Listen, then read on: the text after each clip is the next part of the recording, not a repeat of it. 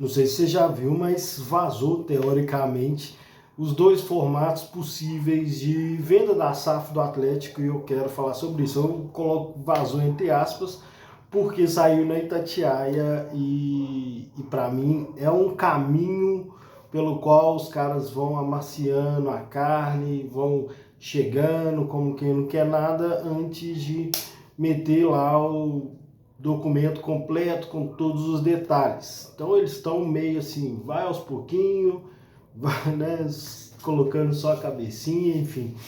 É uma aproximação, vamos dizer que é um jeitinho de chegar, começar a chegar, igual você faz lá nos pagodes, pelo menos na nossa época era, agora a conversa deve ser completamente diferente, mas a gente chegava com cuidado, chegava na tranquilidade, e eu acho que é o que eles estão fazendo, deixando sair em matéria através da Itatiaia.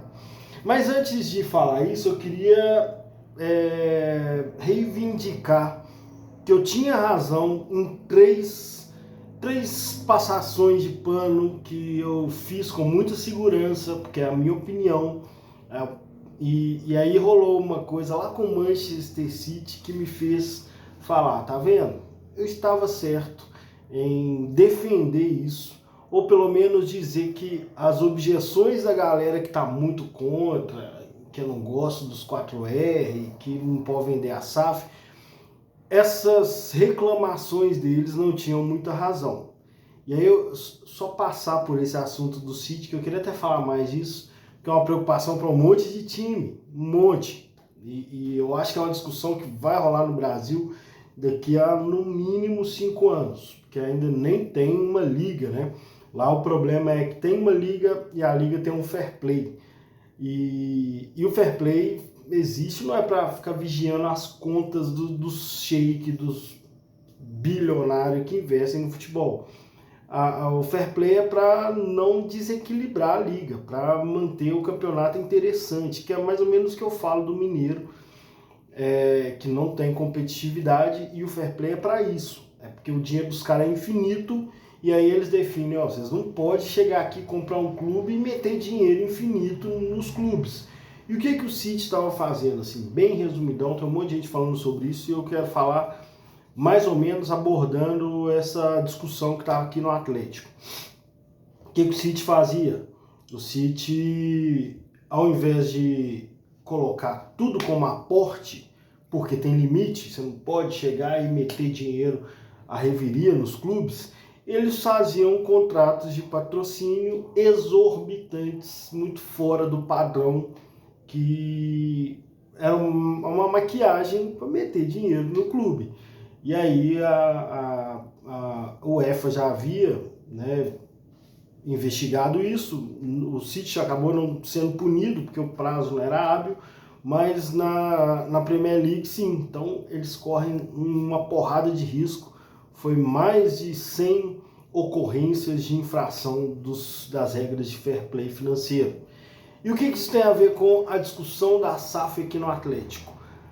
Tem a ver porque tinham 3 objeções com as quais eu não concordava. A primeira é que o dinheiro o grupo, né, do Peter Griffin não tem experiência com futebol. Bom, o Grupo City tem mais de 10 clubes pelo mundo, ou seja, eles entendem muito de futebol e isso não os impediu de correr um risco seríssimo de ser expulso da Premier League.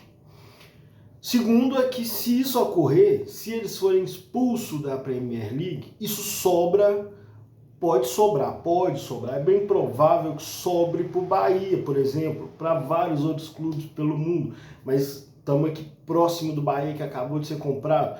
Então, o fato de um grupo ter know-how faz com que tenha maior segurança? Provavelmente não, porque ao mesmo tempo que ele tem know-how, o Bahia era um clube periférico, já tinha falado isso aqui, todos os outros grupos estão em torno do Manchester City. Se o Manchester City for banido da Premier League e os caras falarem, quer saber, não faz sentido mais manter esse clube, investir nesse clube e despede aí de todo mundo, entrega os acertos para os jogadores, para o Guardiola, vamos parar com isso.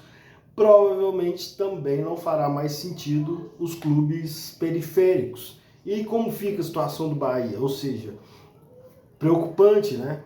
Então eu já falava também, ser um clube periférico de um grande grupo com muita experiência também pode não ser uma coisa legal. Aí os caras falavam, mas o Peter Griffin lá no Zimbábue não deu certo, lá em onde? Gibraltar não deu certo. Eu falo, velho, que diferença faz? Nem tem futebol nesses lugares praticamente. Não é isso que torna um grupo hábil para administrar o futebol. Não precisa entender de futebol, na minha opinião, não precisa, desde que eles contratem pessoas que são competentes para administrar o futebol. Então eles só precisam meter dinheiro e pronto, acabou. Deixa alguém que entende do assunto cuidar do dinheiro deles. Eles querem lucrar, né? Enfim. E por último, terceiro ponto de objeção que eu era contra era que o pessoal falava que não é ético que os 4R assumam parte da SAF do Atlético como pagamento das dívidas, e eu acho que provavelmente é o que vai acontecer, inclusive pela matéria que saiu hoje aí, dessa vazada, esse modelo de SAF. E eu dizia que, de fato, não me parece ético, mas é muito melhor na balança das importâncias. Beleza, pode não ser ético que eles tenham interesse envolvido e estejam negociando a SAF, mas que é bem melhor que eles participem para o futuro, para o futebol, para o bom desempenho, para a segurança do Atlético, faz com que na balança esse incômodo de moral e ético seja menor do que o benefício deles participarem.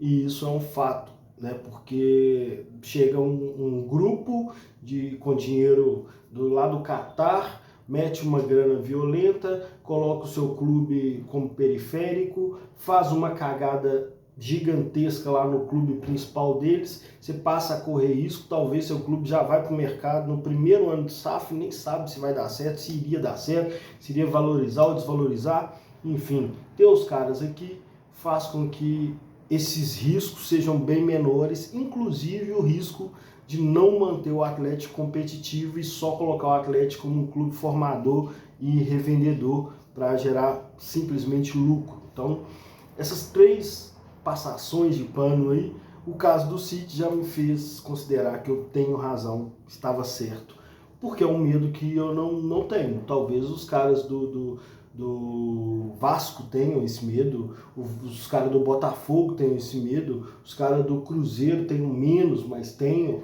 Os do Bahia eu não tenho noção de como eles devem estar, mas apreensivos pelo menos, certamente eles estão. Então, essas reclamações já não faziam sentido. E aí vamos lá, vamos falar da SAF rapidão, porque por enquanto é praticamente números, e foi divulgado aí pela Itatiaia, que é um canal teoricamente independente, mas na prática é um canal oficial do Atlético. É quem dá os furos, é o que é funcionário dos menin, então o cara não iria complicar o próprio chefe passando uma notícia falsa, espero que não, apesar que acontece às vezes, umas ideias atravessadas, uns negócios jogados no ventilador sem responsabilidade, acontece. Então, mas eu confio que uma coisa desse tipo não seria, eles não arriscariam mexer com o chefe deles a ponto de jogar na imprensa um formato de SAF que não tivesse fundamento nenhum. Para mim, na verdade, eu confio que é assim, ó, solta aos pouquinhos, vamos soltando aos pouquinhos, amaciando a galera, deixar brigar por um motivo, depois briga por outro, um detalhezinho, a gente informa depois, vão diluindo a encheção de saco. E aí eu tenho dúvidas porque eu fiz uma pesquisa muito rápida, uma continha de padaria aqui para justificar a minha dúvida. Os modelos propostos que, de acordo com a matéria que saiu hoje, dia 8 de fevereiro, de acordo com a matéria, vai ser votado pelo Conselho em até 60 dias. Então, provavelmente vai vir mais detalhes aí na Itatiaia. Vou ficar de olho na Itatiaia. Os valores e os formatos que são opcionais são os seguintes: sem Arena e sem a Cidade do Galo, seria um aporte de 800 milhões, e aí, pelo que eu entendi, 800 milhões com parte desse aporte é o perdão da dívida que o Galo tem com os meninos, ou seja, eles entram com dinheiro e aí não vai o CT e não vai a Arena MRV. E aí ficariam 50% para o Atlético, associação, que continua com o conselho, e 13%, não, peraí, 50% iriam ficar. Desses 50%, são 37% para o Atlético e 13% para os 4R.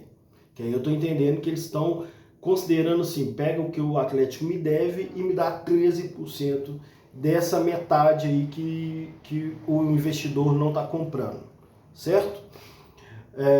Tem um detalhe, também é uma informação importante que saiu nessa matéria, é que o formato de administração vai ser semelhante ao de acionistas, não mais de conselho. Então, vai ser por importância da quantidade das propriedades lá e tal. Então, não vai ser por voto, por exemplo. Então, eu acho que sai daí um pouco a parte política. A associação, os conselheiros podem votar um voto único em nome da associação. Aí vem o grupo, o investidor tem um voto e os meninos também tem uma beiradinha ali de poder de decisão. É isso que eu estou entendendo. Todo o conselho, a parte política do Atlético, vai ter um voto dentro da divisão da propriedade. É isso que eu estou entendendo. E aí, beleza. Então, seria 800 milhões sem CT e sem Arena, com 50% para o grupo investidor, mais os outros 50% seriam 37% para a associação, 13% para os meninos. E dívida dos meninos perdoada, enfim. Então, 800 conto na conta do Atlético, que teoricamente está sendo pago pelo elenco, vamos dizer assim. Porque o elenco do Galo, aí é a conta de padaria, está sendo avaliado em 660 milhões de reais. Então, seriam um aporte real de 200 milhões de reais. Eu não sei se isso é suficiente, de acordo com o que o Dr. Jarbas Lacerda falou lá no Cachorrada. Para mim, o aporte inicial era uma coisa importante. E o Dr. Jarbas deixou claro e explicou porque, eu entendi porque, ele me convenceu de que não é importante o aporte. O aporte é essencial, é importante, é essencial que o cara que vai comprar traga dinheiro junto já e não só direitos. Porque se ele não aporta, além de comprar parte do Atlético, não dá um dinheiro a mais, ele está fazendo ganhar essa parte do clube, como o Ronaldo fez no Cruzeiro. Porque o próprio Atlético gera mais ou menos 500 milhões de receitas por ano. Ou seja, se ele pega a parte dele e paga como prestação pela aquisição dele, o Atlético está pagando a parte dele. Entenderam como funciona? O Atlético gera 500 milhões. Ele fala, eu quero 50% desse clube aí. Quantas prestações? 500 milhões por ano, por exemplo. E aí ele pega o dinheiro da parte dele do Atlético, que ele adquiriu, e paga a prestação pela parte que ele adquiriu. Não, o Dr. Jarbas deixou bem claro, eu entendi. Ele tem que comprar a parte dele e colocar mais dinheiro de cara. Isso é essencial. Não fica claro isso, mas eu estou considerando que sem a Arena e sem o CT, o elenco avaliado em 660 milhões, e ele está pagando lá 800 milhões por 50%, ou seja, seria 330, então são 470 milhões de aporte. Conta de padaria, gente. E essa matéria saiu agora, eu vim aqui gravar. Mas é só para vocês entenderem as possibilidades. A segunda possibilidade é incluir tudo no pacote. futebol, CT e arena. Eu acho interessante porque tanto o futebol quanto a arena e o CT também tem custos anuais muito grandes. Então, se o cara vai pagar por tudo, ele participa também desses custos. Ok, não fica só para a associação. É uma coisa para sentar e fazer um cálculo especializado. Eu não vou dar a minha opinião assim, baseada em contas de padaria. Só estou dizendo que ele assumir parte da arena e do CT quer dizer que ele também assume custos da arena e do CT. E aí seriam, pela arena, CT e futebol do Atlético, 1,8 bilhões de reais. Então, ele vai comprar 50% do clube por 1,8 bi. E isso quer dizer que o Atlético vale 3,6 bi. E apareceu aí um estudo da Sports Value que coloca o Atlético valorizado por 3,127 bi. 3,1 bilhão, né? E o Flamengo é avaliado em 3,7 bi. Então o Atlético nessa venda seria avaliado por 3,6, é maior do que a avaliação que saiu na matéria da Sports Value, e o Atlético valeria 3,6 bi. Bom, o que significa isso? Eu não entendo muita coisa ainda, mas quer dizer que se ele está pagando 50% por tudo, o patrimônio do Atlético, do futebol que seria envolvido, é de 660 milhões pelo elenco, mais aproximadamente 300 milhões pelo CT e aproximadamente 1 bilhão pela arena, que é o que dizem que vale cada coisa, de acordo com as matérias, com os estudos e tal. Então ele está comprando um total de 1,7 bilhões por 1,8 bilhões. Ele está pagando 100 milhões a mais, certo? O que isso significa? Na matéria fala que nesse formato de 1,8 bilhões por arena, futebol e CT, os 4R não vão participar do aporte. Então eles vão pagar a dívida com uma porcentagem menor. Eles matam a dívida do mesmo jeito, mas ao invés de colocar junto com o investimento, eles vão pegar uma parcela menor e aí ficaria 50% para os investidores, 42% para a associação e só 8% para os 4R. Entende? Ao invés deles participarem dos 1,8 bi, eles abatem a dívida deles por uma porcentagem menor. E aí todo mundo faz parte tanto dos lucros quanto dos custos do futebol, arena e CT. Eu não sei, eu acho que nesse formato deu uma valorizada muito maior no Atlético, nos ativos, no elenco, na arena, em tudo. E pela porcentagem da administração da associação, nesse caso, eu ainda acho que vai rolar muito dinheiro para ser administrado pelo conselho, para o conselho fazer parte da administração, porque aí tanto a questão dos custos quanto do funcionamento do futebol, o que vai chegar, o que vai vir de receita para o Atlético, incluindo as receitas da arena, incluindo as receitas lá do CT, que tem esse plano de reforma do CT, investimento de até 20 milhões de reais, talvez entre nisso. Então vai ter receita de futebol, de arena e de CT envolvida, suponhamos. 42% da associação ainda é uma parcela muito grande para os conselheiros do Atlético no modelo que eu estou acostumado, que eu não confio muito. Não é nem que eu não confio na índole, na honestidade, nem nada dos caras. É que eu não confio que eles tenham muita preocupação em fazer esses cálculos aqui que eu fiz rápido para tomar as decisões, porque eternamente, desde que eu me entendo por gente, desde que o Atlético começou a se endividar até chegar nesse cenário quase irreversível de endividamento, o Conselho sempre aprovou tudo unanimemente, com 100% lá dos balanços, 100% dos planejamentos, dos orçamentos, Então deu merda gigantesca com unanimidade do conselho, mesmo o conselho tendo passado por vários diretorias diferentes, cada um colocou a sua turma lá e tal, e eles continuaram votando tudo, aprovando tudo unanimemente. Ou seja, tem uma preocupação aí que para mim não é só de valor, é de uma receita enorme que está sendo valorizada acima do mercado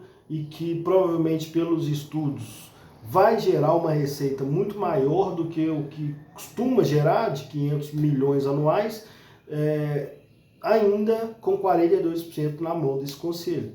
Tomara que o conselho seja mais responsabilizado, porque aí vai ter mais duas partes participando dessas tomadas de decisão. Então, talvez a parte que cabe à associação seja mais cobrada, mais profissionalizada, enfim, para tomar as decisões ou definir os votos. O que eu acho que tende a acontecer é que eles continuem somando com a decisão dos 4R.